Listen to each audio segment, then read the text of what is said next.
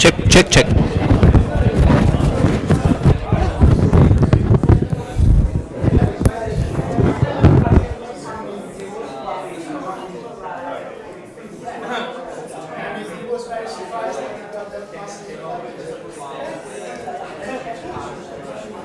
Is it going to work this time? I hope everything works.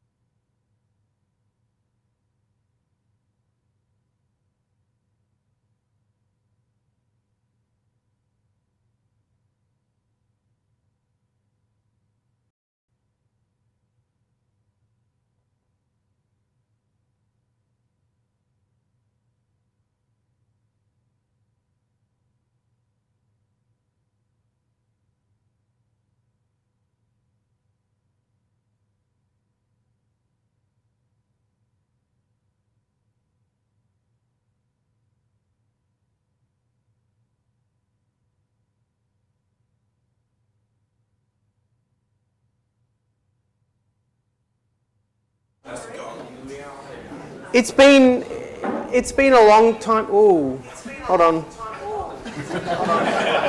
That's a long delay, Jesse. That's just a local delay. It's been a long time since I've presented on a technical topic at CocoaHeads. Most of my time is spent trying not to misspell the entry slides and the exit slides that I put up every month. It takes a lot longer than you think. More recently, I've been doing some iOS development, so I thought I would do some talking on it. So this presentation, in retrospect, it's probably the most boring corporate-looking slide I've ever done. But the goal of this presentation is to give you an overview or some sort of introduction to the Swagger toolchain and maybe give you some fresh ideas for your next iOS project. So I don't come up here spouting a new world order. It's mainly just some fresh ideas. It's 8:38. I'll keep track of the time.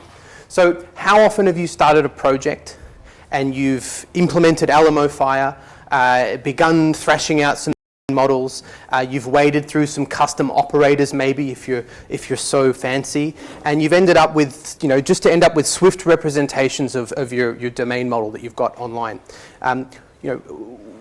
Where do you get these response formats from? Where's the documentation? Obviously, you've got an API. You're writing your local implementation. Every new app. Is this painful? Is doing this process every new app painful? Is it boring?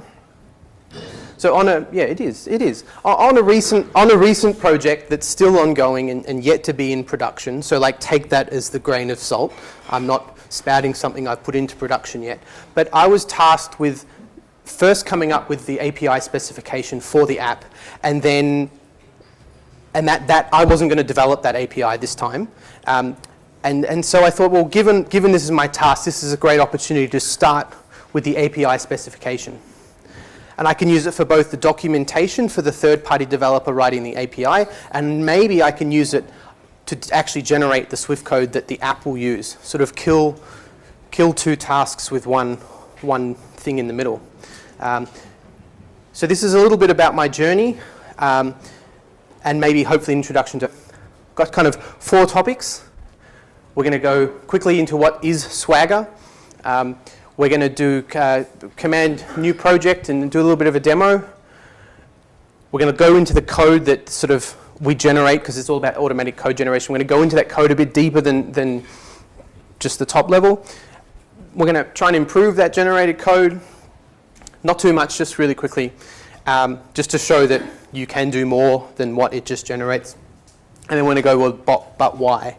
And but why is a little bit of, we can kind of all yell at me or yell at each other about but why. So what is Swagger? Who's heard of Swagger? All right, okay, good. I don't have any slide notes for what is Swagger. The second question... Well, they might have heard what Swagger is, but they don't know. Oh, maybe, yeah. So the question to put in your mind is,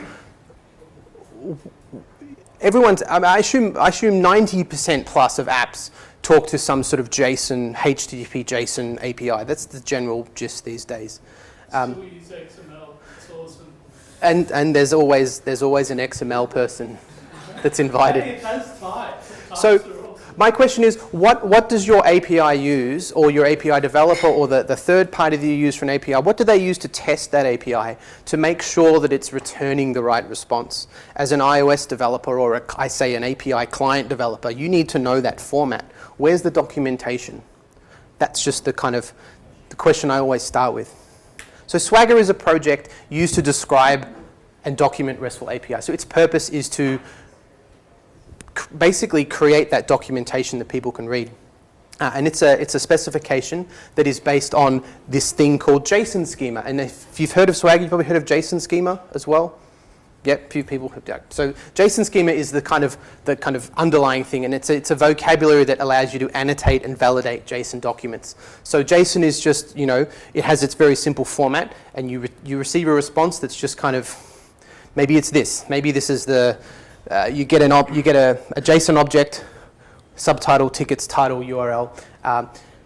The question is, well, how do we describe this in a way that we could potentially validate or test or even document? What are those fields? They're not just strings, key values, there's more to them. So that's what JSON schema aims to create, is a sort of a format around that.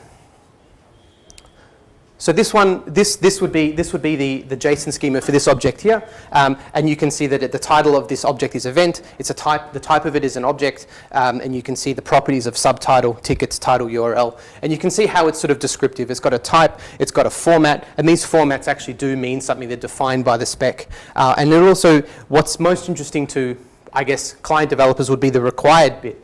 These things are not optional in this case. So this would, the object previously would not be valid if it didn't have those two elements. The JSON schema spec is pretty easy to follow. It itself is written in JSON. But as I said, Swagger is designed to reason about or define RESTful APIs. So RESTful APIs are HTTP based, mostly. I'll assume that they are. So this is an example HTTP request. We're going to get melbournecocoaheads.com/API/events. That's pretty standard. And that would return a pretty standard JSON response. So you've got a content type, you've got no cache headers. I need to put cache headers in, but you end up with an events array at the root, and you end up with those events we just saw previously. So that's a pretty standard HTTP response. If you take the JSON schema example and then sort of apply it in the Swagger example world, you end up with, this is YAML as well. I've changed the format on you, but everyone can read both, I'm assuming. It's very similar. So this would be a Swagger spec for the previous request and response. You're also defining JSON objects down at the bottom here, but what's more interesting is you're defining the request paths and the response, or the request action, and the response types as well. So you can see you've got my paths are /events. I'm going to get, and I expect a response of events response. And this events response down here defines that events key, and then that's full of event items. So you can just see it's this sort of cascading definition file. So the Swagger tool chain is a set of tools based on people generating these specifications for their APIs. So what the Swagger toolchain can do, or there's open source projects that do this, the first thing they do is validate that your Swagger spec is valid, because it itself is a JSON schema. So there's like so many layers, it's quite interesting. But with your Swagger spec, you can then validate your API's response. So you can do a HTTP request, get a response, and say, well, is this valid relative to my Swagger spec? You can also generate client documentation because it's all there. The descriptions are all there as to what it should be receiving. You've even got nice things like description. I've left a few other elements out, but that is basically documentation. Why couldn't you render that to HTML when you can? And the third thing that I'm most interested about tonight is client code generation. Swagger.io and openapis.org are kind of the roots to start with on those elements. As a note, it also server code generation. Yes, it can generate code on both sides, which comes to my pros for this approach at the end of the presentation. Sorry, No, but I mean, no, it's true. I did say it's explicit as client, but yeah, it can do client and server as well. So let's try a command kind of new project demo here. But this is kind of what I'm going to go over. I've built an API for Melbourne CocoaHeads events. They're on the website. It's been there for years. But I updated it for this presentation so it fits some sort of spec and it works. But on doing this, you hit CocoaHeads.com, melbournecocoaheads.com/events, and it'll return you the JSON blob of the events that are upcoming events. Events, hack nights, anything else that's on the website. Not Meetup, but Meetup also has its own API, but this is just for CocoaHeads. So I've written an API spec for that, and let's see kind of where that goes from here. So the first thing I'll do is I'll jump back to web browser land, and if you, I put a new repo. Oh, that's terrible. That's all right. I put a new repository up of the events API spec on Melbourne CocoaHeads, and you can see this is kind of what I posted before.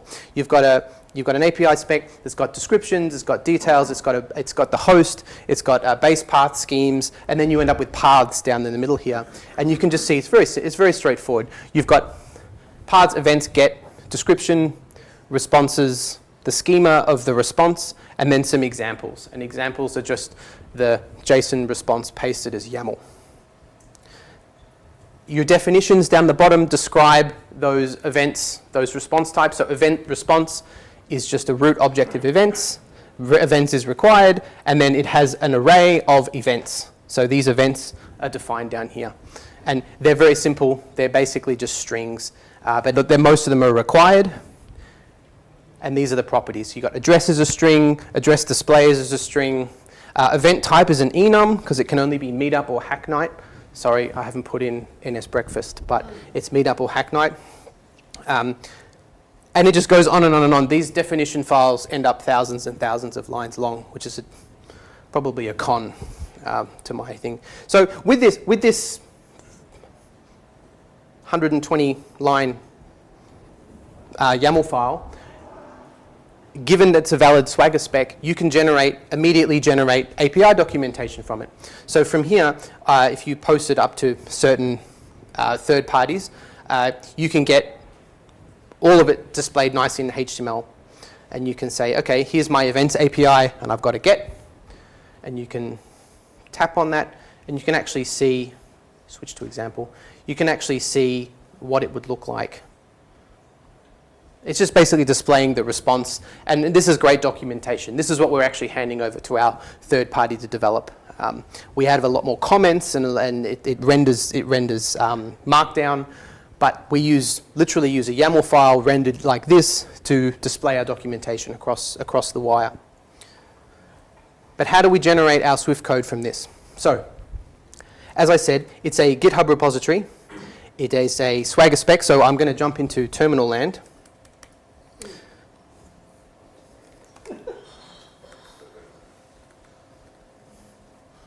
Here we go. All right, so I'm in my spec repo, and you can see here that I've got my Swagger YAML on the right-hand side. Generating the code is one line.